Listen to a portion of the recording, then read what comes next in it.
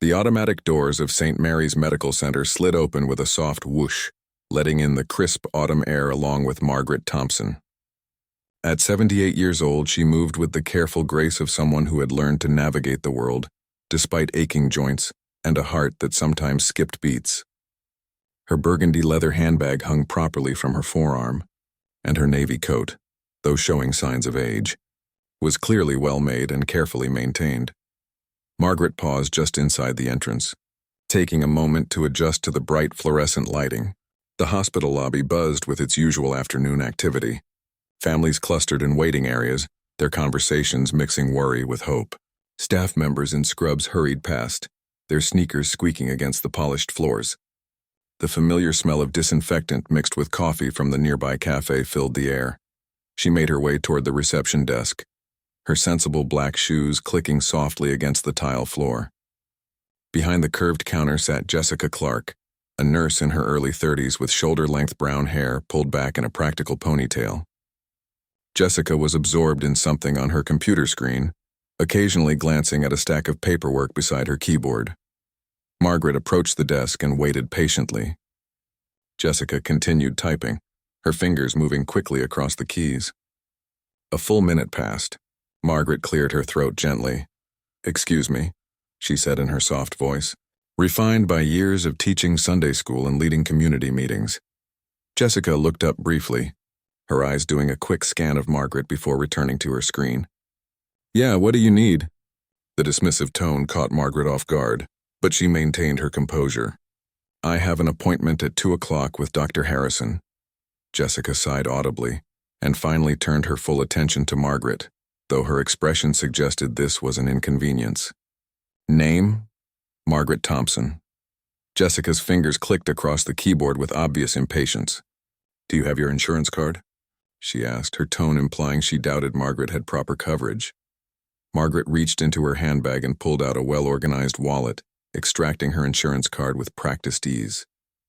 She had been coming to doctor's appointments for decades and knew the routine well. Jessica barely glanced at the card before scanning it into the system. "This is Medicare, right?" she said, not really asking but making a statement. "You know there might be charges not covered by Medicare. Are you prepared to pay those?" The question stung.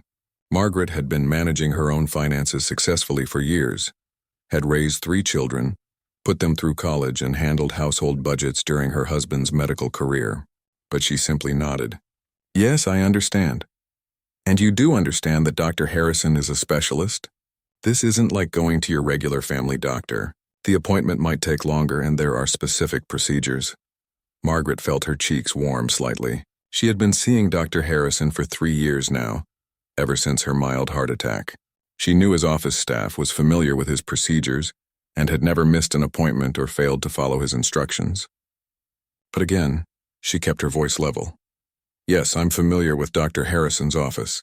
Jessica handed back the insurance card with barely concealed irritation. "Well, you'll need to wait over there," she said, pointing toward a section of hard plastic chairs near the emergency department entrance. The seating area was noisy, with people coming and going constantly, and the chairs looked uncomfortable for anyone planning to sit for more than a few minutes. Margaret glanced toward the main waiting area, where cushioned chairs were arranged in quiet groupings near large windows. She had sat there during previous visits, and it was designated for cardiology patients, but something in Jessica's tone made her hesitate to ask about it.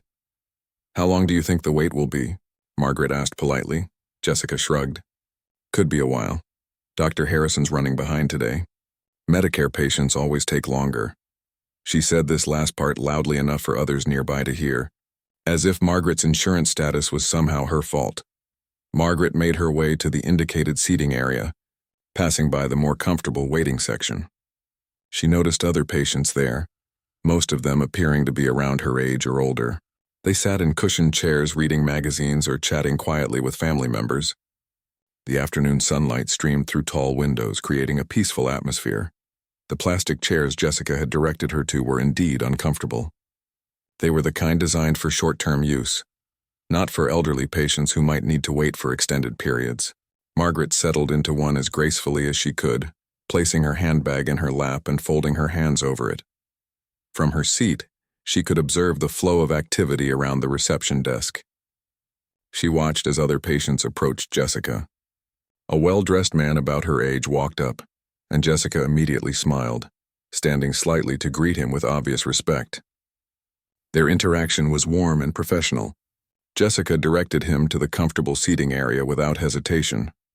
A few minutes later, a woman in expensive-looking clothes approached with questions about her husband's upcoming procedure. Jessica's demeanor was patient and helpful, taking extra time to explain details and offering reassurance. The woman was guided to the same comfortable waiting area. Margaret tried to push down the uncomfortable feeling growing in her chest. She told herself that perhaps those patients had different types of appointments or insurance. Maybe there was a logical explanation for the different treatment. She had encountered assumptions about her circumstances before, though rarely so blatantly. 20 minutes passed. Margaret's back was beginning to ache from the rigid chair, but she remained patient. She had learned long ago that making a scene rarely improved situations, and she genuinely needed to see Dr. Harrison about her heart condition. She pulled a small book from her handbag, a collection of poetry she always carried for moments like these. Reading had always been her refuge, a way to transport herself beyond uncomfortable circumstances. But today she found it hard to concentrate on the words. The bustling energy of the hospital continued around her. Families reunited with relief, medical staff moved with purpose, and life continued its complex dance of hope and healing. Yet sitting in those hard plastic chairs, directed there by someone who had made assumptions about her worth and circumstances, Margaret felt oddly invisible. She thought about her late husband, James, and how he would have handled this situation. He had always been more direct than she was, more willing to speak up when something wasn't right. But Margaret had developed her own strength over the years, a quieter kind of resilience that came from choosing grace over confrontation. As she waited, Margaret made a mental note of everything she was observing. Not out of anger or a desire for revenge, but from a genuine concern about how other patients might be experiencing their visits to St. Mary's. If she was being treated this way, how many others were facing similar assumptions and dismissive attitudes? The clock on the wall showed 2:15. Her appointment time had passed, but Margaret continued to wait patiently, her book open in her lap, watching the world of the hospital move around her, while she remained relegated to the uncomfortable margins, judged by appearances and assumptions rather than seen as the complete person she was. At 2:35, Jessica finally called out Margaret Thompson in a voice that carried across the lobby. Margaret carefully closed her book, tucked it back into her handbag, and stood up slowly. The hard plastic chair had made her lower back stiff, and she took a moment to steady herself before walking toward the reception desk. Jessica was already moving toward the elevator, clearly expecting Margaret to follow. She walked quickly, her sneakers squeaking against the polished floor, without looking back to check if Margaret was keeping up. Margaret's pace was necessarily slower, but she maintained her dignity, refusing to shuffle or appear frail despite the discomfort in her joints. "The elevator's this way," Jessica called back, her tone suggesting impatience with Margaret's walking speed. "Dr. Harrison's office is on the 3rd floor." They rode the elevator in silence. Jessica checked her phone, scrolling through messages while Margaret stood quietly, hands folded over her purse. When the doors opened, Jessica led the way down a carpeted hallway lined with medical offices and examination rooms. "In here," Jessica said, pushing open the door to room 312. The examination room was typical of cardiology offices, clean, sterile, with medical equipment arranged on counters and an examination table covered with white paper in the center. Jessica pulled out a blood pressure cuff and gestured toward the examination table. "You'll need to get up there so I can take your vitals," she said, speaking more slowly and loudly than necessary, as if Margaret might have difficulty understanding. Margaret had been through this routine many times before, but she said nothing about Jessica's condescending tone. She set her handbag on the chair and prepared to step up onto the examination table. The step was higher than what she was used to at her regular doctor's office, and she hesitated for just a moment, calculating the best way to manage it gracefully. "Do you need help getting up there, sweetie?" Jessica asked in an exaggerated, caring voice that somehow managed to sound more patronizing than kind. "These tables can be tricky for people you're—" "Here, let me get you a step stool." "That's very thoughtful." "But I can manage," Margaret replied politely. though the offer felt more like an assumption about her limitations than genuine assistance. Jessica retrieved a small step stool anyway, placing it beside the table with obvious ceremony. "There you go, hon. Just take your time. We don't want any falls." Margaret used the step stool but felt the sting of being treated like someone who couldn't assess her own capabilities. She settled onto the examination table, the paper crinkling beneath her. As Jessica wrapped the blood pressure cuff around Margaret's arm, she continued talking in the same slow, overly articulated voice. "Now I'm going to squeeze this cuff and it might feel a little tight. Do you understand what I'm doing?" "Yes," Margaret said simply, though she had been having her blood pressure taken regularly for decades. Jessica pumped the cuff, and they waited in silence as the machine did its work. When it beeped, Jessica frowned at the reading. "Your blood pressure is a little elevated. Are you taking your medications like you're supposed to?" The question was asked in a tone that implied Margaret might not be capable of following simple medical instructions. "I take them exactly as prescribed," Margaret answered, her voice remaining calm despite the growing frustration she felt. "Well, sometimes older patients forget or get confused about their medications," Jessica continued, making notes on her clipboard. "Do you have someone at home who helps you remember? A family member or caregiver?" Margaret lived independently in the same house she and her husband had shared for 40 years. She managed her own medications, her own finances, her own schedule, and had never missed a dose or an appointment. But she simply said, "I manage my medications myself." Jessica looked skeptical. "Are you sure? Because compliance is really important with heart medications. Maybe we should talk to Dr. Harrison about getting you one of those pill organizers with the days of the week. They make them extra large now for people who have trouble seeing the small print." The assumptions kept coming, each one a small cut to Margaret's dignity. Jessica seemed to see only an elderly black woman on Medicare, not a complete person with a lifetime of experience and competence. "Let me check your weight," Jessica said, leading Margaret to a scale in the corner. As Margaret stepped on, Jessica continued her commentary. "You know, maintaining a healthy weight is extra important at your age. Are you eating properly? Do you cook for yourself or do you have meals delivered?" Margaret had been cooking for her family for over 50 years and still prepared most of her own meals from scratch. She maintained a garden and preserved her own vegetables. But she simply answered, "I cook for myself." "That's good," Jessica said in a tone that suggested surprise.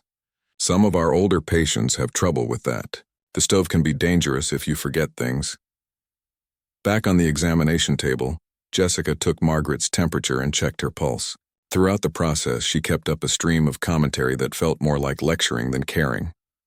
"Now, when Dr. Harrison comes in, he's going to ask you some questions about your symptoms. Try to be specific about when you feel chest pain or shortness of breath. Sometimes patients your age have trouble remembering details, but it's really important for your care." Margaret had been keeping a detailed daily log of her symptoms for months, noting times, circumstances, and severity levels.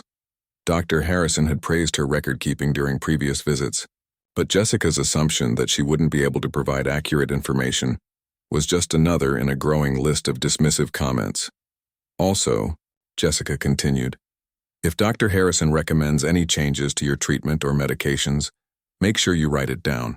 Better yet, do you have a family member who could come to your appointments to help you remember what he says?"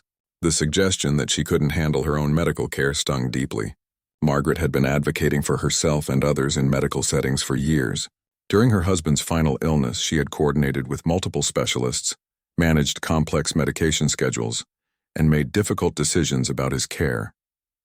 But to Jessica, she appeared to be just another confused, elderly patient. "I'll be fine," Margaret said quietly. Jessica finished her notes and looked at Margaret with what she probably thought was kindness, but came across as pity. "You know, Mrs. Thompson, there are some really good community health centers that might be more appropriate for patients in your situation. They're designed for people on Medicare and fixed incomes. The care is more basic, but it might be more comfortable for you. Less overwhelming than a big hospital like this." The suggestion that she didn't belong at St. Mary's, that she should seek care at a more appropriate facility for people in her situation, was perhaps the most hurtful comment yet. Margaret had been coming to this hospital for years, had relationships with multiple specialists here, and had never felt out of place until today. "Dr. Harrison and I have an established relationship," Margaret said, her voice still controlled but carrying a slight edge for the first time. "Oh, I'm sure he's very nice to all his patients," Jessica said dismissively. "But doctors at teaching hospitals like this one are really busy with complex cases. You might get more personal attention somewhere smaller." Jessica's assumption that Margaret's case wasn't complex enough for Dr. Harrison's attention revealed how little she knew about Margaret's medical history or the careful monitoring required for her heart condition. "I'm comfortable continuing my care here," Margaret said firmly. Jessica shrugged as if Margaret was making a poor choice, but it wasn't her problem.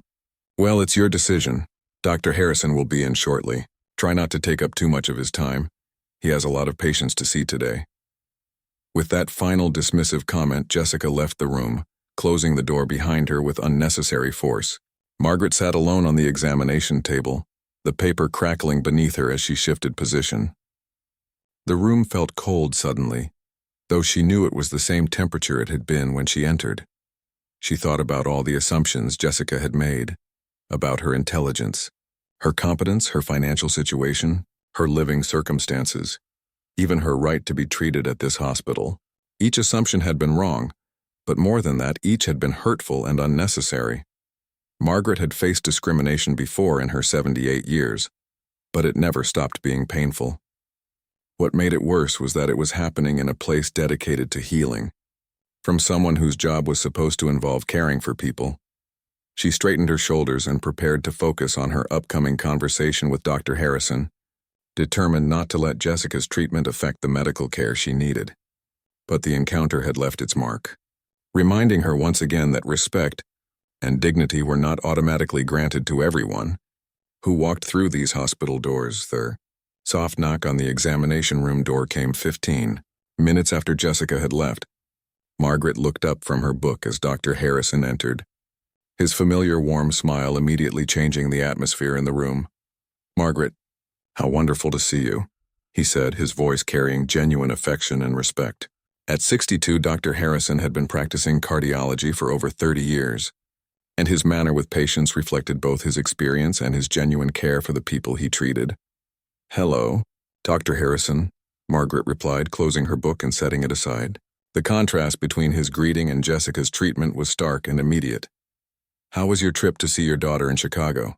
he asked, washing his hands at the small sink while speaking. "Did you take the train like you planned?" Margaret felt a wave of relief at being treated like a complete person with a life and family that mattered. "Yes, I did. It was lovely. Catherine's doing well, and the grandchildren are growing so fast. I can imagine. And how are you feeling since we adjusted your medication last month? Any changes in the chest tightness or shortness of breath?" They discussed her symptoms in detail, with Dr. Harrison listening carefully to her descriptions and asking thoughtful follow-up questions. He never spoke down to her or questioned her ability to accurately report her experiences. Instead, he treated her as an intelligent partner in her own health care. "Your blood pressure reading today was a bit higher than I'd like to see," he said, reviewing Jessica's notes. "Any particular stresses lately?" Margaret hesitated for just a moment, thinking about the treatment she had received in the lobby and during her vital signs check. "Nothing significant," she said diplomatically. Dr. Harrison conducted his examination with his usual thoroughness, explaining what he was doing and what he was listening for, but without the condescending tone Jessica had used. When he finished, he sat down in the chair facing her, a gesture that always made Margaret feel heard and respected. "Overall, I'm pleased with how you're responding to the treatment," he said. "Your heart function has remained stable, and the medication seems to be working well for you. I'd like to see you again in 3 months unless you have any concerns before then." As he made notes in her chart, Dr. Harrison looked up with a smile. "Oh, I meant to thank you again for making the new cardiac wing possible. We had the official opening last month, and it's already made such a difference in patient care. The families especially love the private consultation rooms." Margaret smiled modestly. "I'm so glad it's being put to good use. The cardiac rehabilitation program has been able to expand significantly because of the space and new equipment. We're helping twice as many patients now as we were 6 months ago." Jessica, who had been preparing to enter the room to escort Margaret out, paused in the doorway. She had heard Dr. Harrison's comment about Margaret making the new cardiac wing possible and felt a flicker of confusion. What did that mean exactly? Dr. Harrison continued, unaware of Jessica's presence in the doorway.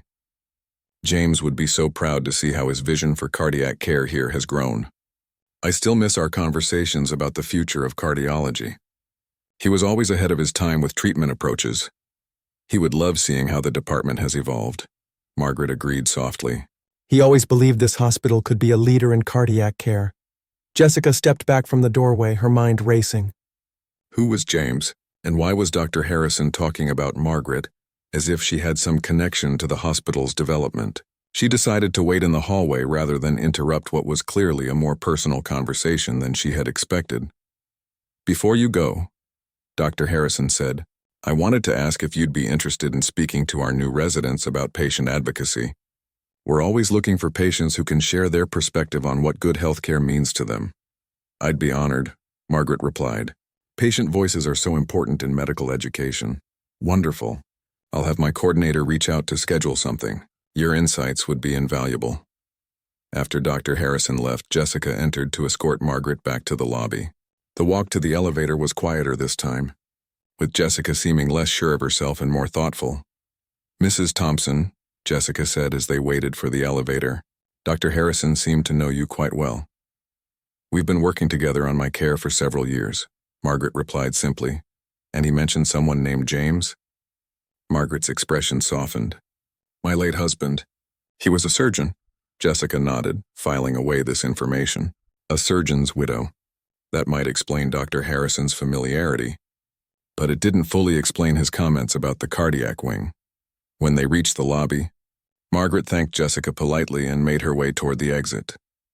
But instead of leaving immediately, she stopped at the hospital gift shop, a small store near the main entrance that sold flowers, books, and get-well gifts. Mrs. Thompson, exclaimed the volunteer behind the counter, a woman in her 60s with silver hair and a warm smile. How lovely to see you. How did your appointment go?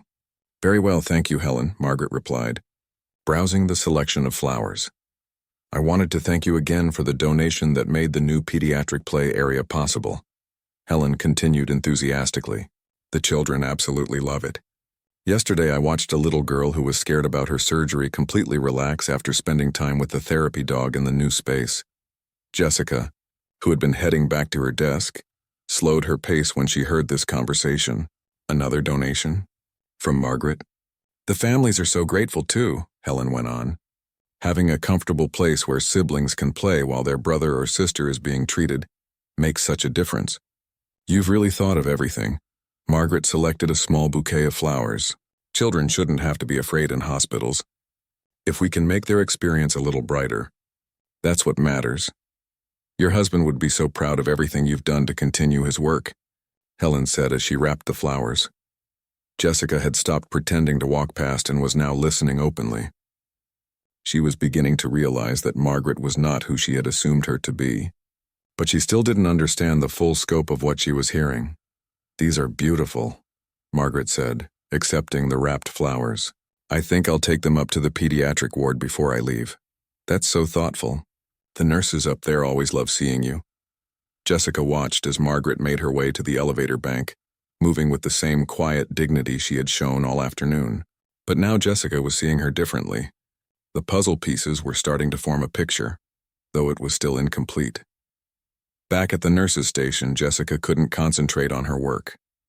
She kept thinking about the conversations she had overheard, Dr. Harrison's familiarity with Margaret, his thanks for making the cardiac wing possible, Helen's gratitude for donations, references to Margaret's late husband as someone Dr. Harrison had known personally. When her colleague Patricia Williams returned from her break, Jessica decided to ask some questions.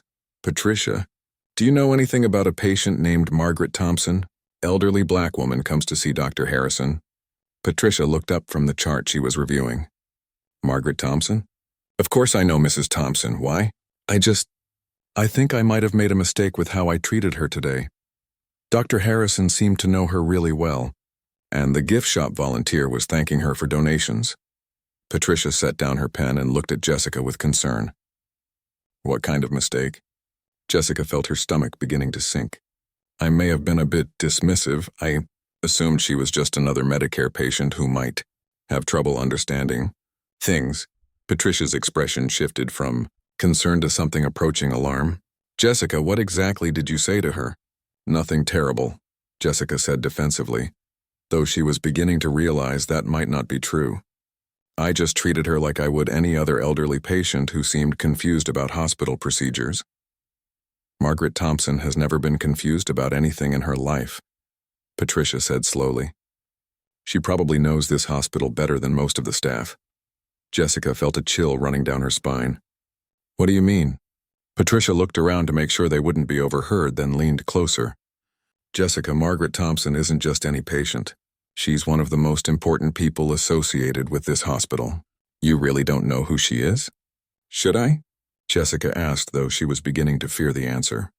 We need to talk, Patricia said, glancing at the clock. And depending on what you said to her, we might need to talk to our supervisor too. Jessica's hands were beginning to shake slightly, as the reality of her situation started to become clear. She had made assumptions, and those assumptions had led her to treat someone poorly. But if Margaret Thompson was as important as Patricia seemed to suggest, then her mistakes might have consequences she hadn't considered. Patricia, who is Margaret Thompson? She asked quietly. Patricia took a deep breath. Sit down, Jessica. There are some things you need to know. Patricia pulled Jessica aside to a quiet corner of the nurses' station, away from the usual bustle of afternoon shift activities. The concern on Patricia's face made Jessica's anxiety spike even higher. Jessica, before I tell you who Margaret Thompson really is, I need to know exactly what happened today. Don't leave anything out. Jessica's mouth felt dry as she recounted the afternoon's events. She started with directing Margaret to the uncomfortable seating area, continued through the condescending way she had spoken during the vital signs check, and included her suggestions about community health centers and pill organizers. With each detail, Patricia's expression grew more troubled. Oh, Jessica, Patricia said softly when the account was finished. You have no idea what you've done. Just tell me who she is, Jessica said, though part of her didn't want to know. Patricia took a deep breath. Margaret Thompson is the widow of Dr. James Thompson. He was the head of cardiac surgery here for 40 years before he retired. One of the most respected doctors in the hospital's history. Jessica felt her first wave of real panic. A doctor's widow. That explained Dr. Harrison's familiarity. But Patricia's expression suggested there was much more to the story. But that's not the important part, Patricia continued. Margaret Thompson has donated over $15 million to this hospital in the past 10 years alone. The new cardiac wing that opened last month? She funded the entire thing. $3.8 million. The blood drained from Jessica's face. What? The pediatric center renovation, the new emergency department, the cardiac research program, the family counseling services, all of it funded by Margaret Thompson. She's not just a donor, Jessica. She's the largest individual donor in the hospital's history. Jessica sank into a nearby chair, her legs suddenly unable to support her. I told her she should go to a community health center. I said it would be more appropriate for someone in her situation. Patricia closed her eyes briefly. There's more. Margaret serves on the hospital's board of trustees. She's been the chairwoman for the past 5 years. Those monthly board meetings where they discuss hospital policies and staff performance, she runs those meetings. No, Jessica whispered.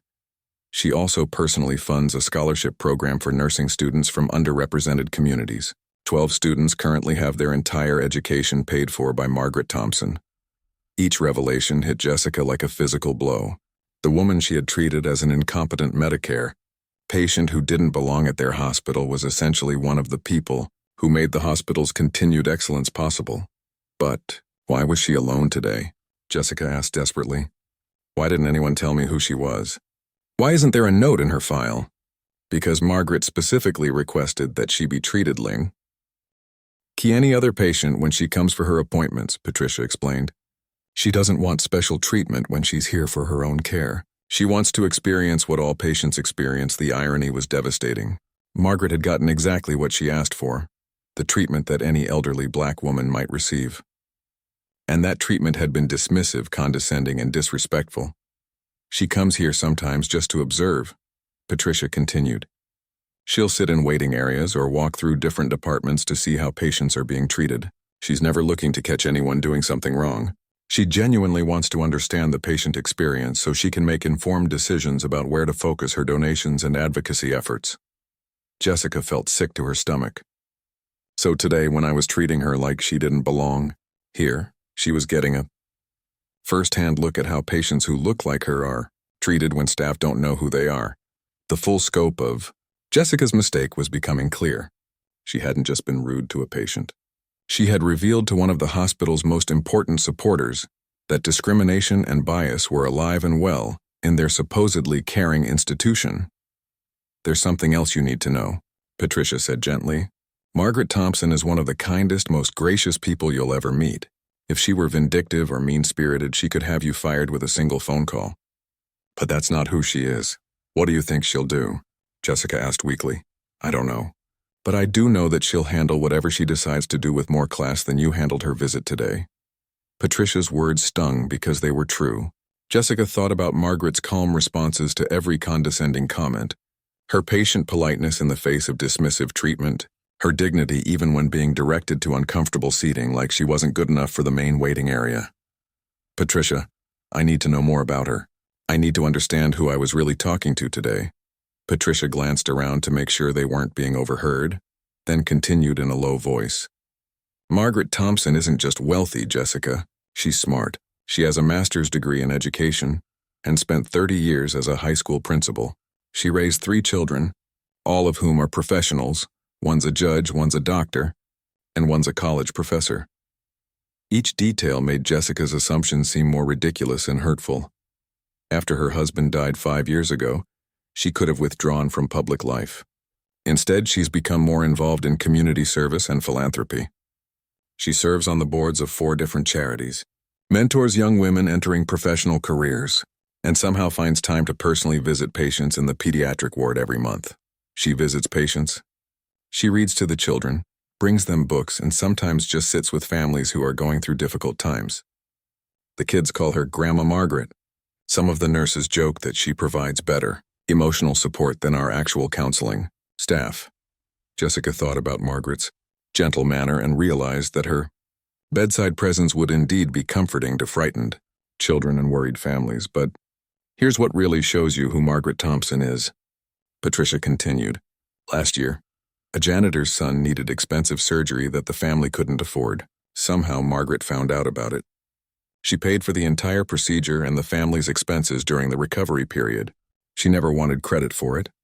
The family only found out who helped them because the billing department made a mistake and listed her name instead of processing it as an anonymous donation. "Why are you telling me all this?" Jessica asked. "Because when Margaret Thompson asks questions about staff behavior or patient treatment, those questions get heard at the highest levels. And when she makes suggestions about improvements, those suggestions get implemented. You treated her today like she was powerless and unworthy of respect. But she's actually one of the most powerful and respected people connected to this institution." Jessica buried her face in her hands. The magnitude of her error was overwhelming, but more than that, the human cost of her assumptions was devastating. She had caused pain to someone who dedicated her life to helping others. "What should I do?" she asked. "I don't know if there's anything you can do," Patricia said honestly. "But if there is, it starts with understanding that what happened today wasn't just about being rude to a patient. You revealed biases that hurt people and potentially damage the reputation of everyone who works here." Just then, their supervisor, Director of Nursing Linda Rodriguez, approached their area. Her expression was serious, and Jessica knew with sinking certainty that Margaret Thompson had already made contact.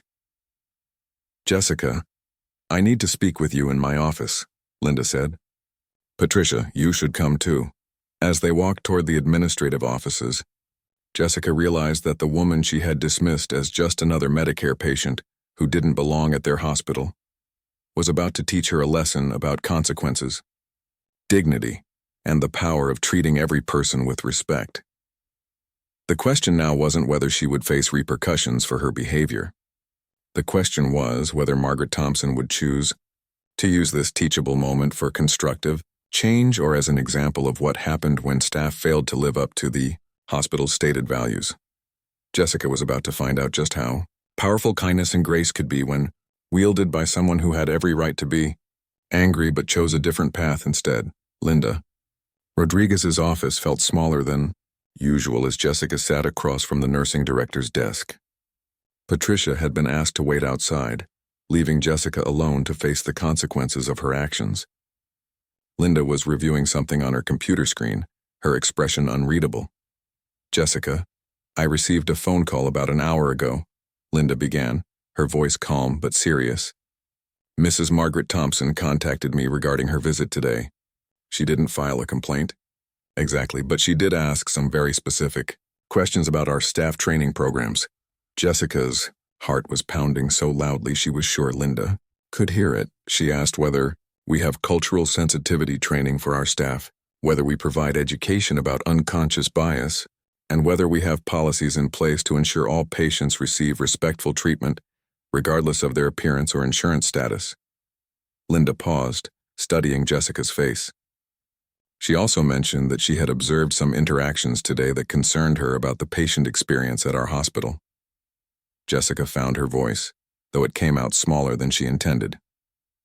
"What exactly did she say?" "She didn't mention you by name, Jessica.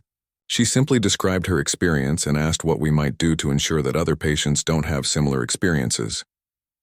The fact that Margaret hadn't specifically targeted Jessica for blame somehow made Jessica feel worse, not better. It would have been easier if Margaret had been angry or vindictive. Instead, she had chosen to focus on systematic improvement rather than individual punishment. "What did you tell her?" Jessica asked. "I told her the truth, that we do have some training programs, but clearly they're not adequate if a patient had the experience she described. I also told her that we would investigate and address any deficiencies in our staff education." Linda leaned back in her chair. "Jessica, I've worked with Margaret Thompson on various hospital initiatives for years. She could have demanded your immediate termination and had every justification for doing so. The fact that she chose to frame this as a learning opportunity rather than a disciplinary matter tells me something about her character." "I need to apologize to her," Jessica said quietly. "That's your choice to make, but it's not why you're here. You're here because this incident has highlighted some serious gaps in how we prepare our staff to treat all patients with dignity and respect." Over the next hour, Linda walked Jessica through a comprehensive review of what had happened and why it was problematic. They discussed unconscious bias, the impact of assumptions based on appearance or insurance status, and the hospital's commitment to providing excellent care to all patients. "I want you to know that Margaret Thompson has offered to fund a hospital-wide training program on patient dignity and cultural competence," Linda said. "She's also volunteered to help develop the curriculum, drawing from her years of experience in education." Jessica felt a mix of gratitude and shame. The woman she had treated poorly was responding by investing even more in making sure other patients didn't face similar treatment. "Am I going to be fired?" Jessica asked directly. "That decision hasn't been made yet. But I will say that Mrs. Thompson specifically requested that any staff member involved in her care today be included in the development and implementation of the new training program. She believes that people who have made mistakes can become the most effective advocates for change." 3 days later, Jessica found herself in a conference room with Margaret Thompson, Linda Rodriguez, and several other hospital administrators. Margaret sat at the head of the table, dressed in an elegant blue suit, looking every bit the accomplished professional she was. "Thank you all for coming," Margaret began, her voice warm but businesslike. "I want to start by saying that I don't view what happened during my recent visit as an isolated incident or a personal attack. Rather, I see it as an opportunity to address systematic issues that affect many patients." Jessica had prepared an apology, but she found herself just listening as Margaret outlined a comprehensive plan for improving patient care. "I've spoken with patients from various backgrounds, and unfortunately, dismissive treatment based on assumptions about age, race, insurance status, or perceived social class is more common than we'd like to admit." Margaret presented research she had compiled, stories from other patients, and statistics about patient satisfaction scores broken down by demographic groups. She had approached the problem with the same thoroughness she had once brought to running a high school. "I'd like to propose a 3-part solution," she continued. "First, mandatory training for all patient-facing staff on unconscious bias and cultural competence. Second, a patient advocacy program where experienced volunteers can help patients navigate the healthcare system. And third, Regular patient experience audits where we gather feedback specifically about how respectfully patients feel they were treated. When Margaret finished her presentation, she looked directly at Jessica. I'd like to ask Jessica to share her perspective on what happened and what she learned from it. Jessica's hands trembled slightly as she stood.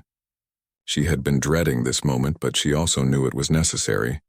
Mrs. Thompson, I owe you an apology that goes far beyond what happened in that examination room, she began. I made assumptions about you based on your appearance, your age, and your insurance.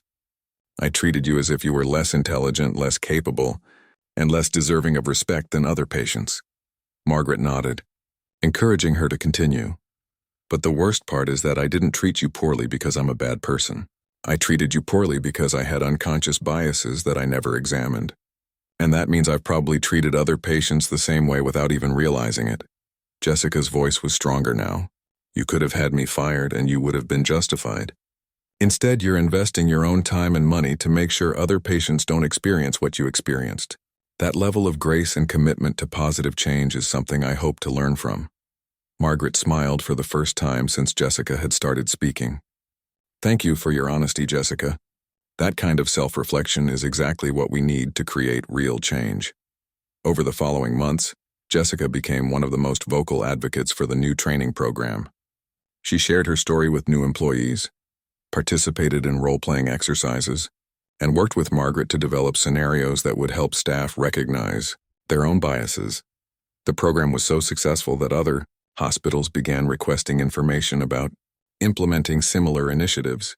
Margaret was invited to speak at healthcare conferences about patient dignity and the importance of treating every person with respect, regardless of their background. 6 months after that difficult afternoon in the examination room, Jessica was working at the nurse's station when she saw Margaret approaching. Jessica's stomach still fluttered with nervousness, but this time it was mixed with genuine respect and gratitude. Good afternoon, Mrs. Thompson, Jessica said, standing as Margaret reached the desk. Hello, Jessica. How are you doing? I'm well, thank you. Are you here for an appointment with Dr. Harrison? Actually, I'm here for the monthly patient experience review meeting. But I wanted to stop by and see how you were feeling about the new training program. Jessica smiled. It's made a real difference, not just for me, but for all of us. Yesterday, I caught myself about to make an assumption about a patient's education level, and I stopped myself. 6 months ago, I wouldn't have even noticed that thought. That's exactly the kind of awareness we were hoping to develop, Margaret said. Change is hard work, but it's worth it when it means patients receive better care. As Margaret walked away, Jessica reflected on how dramatically her life had changed because of one afternoon's mistakes. She had learned that assumptions could be devastating, that every patient deserved dignity and respect, and that sometimes the people who seemed most powerless were actually the most influential. Most importantly, she had learned that true grace wasn't about overlooking wrongdoing, but about transforming it into an opportunity for growth and positive change. Margaret Thompson had taught her that lesson not through punishment, but through the power of choosing education over retribution. The new training program became a permanent part of the hospital's orientation process, ensuring that future staff members would understand from their first day that every patient who walked through their doors deserved to be treated with dignity, respect, and compassion, regardless of what assumptions their appearance might trigger. Margaret continued her quiet visits to the hospital, no longer testing the system but supporting it, knowing that her investment in changing hearts and minds had created lasting improvements in patient care. And Jessica continued to be one of the program's most effective ambassadors, sharing her story as a reminder that everyone has the capacity for growth when given the chance to learn from their mistakes.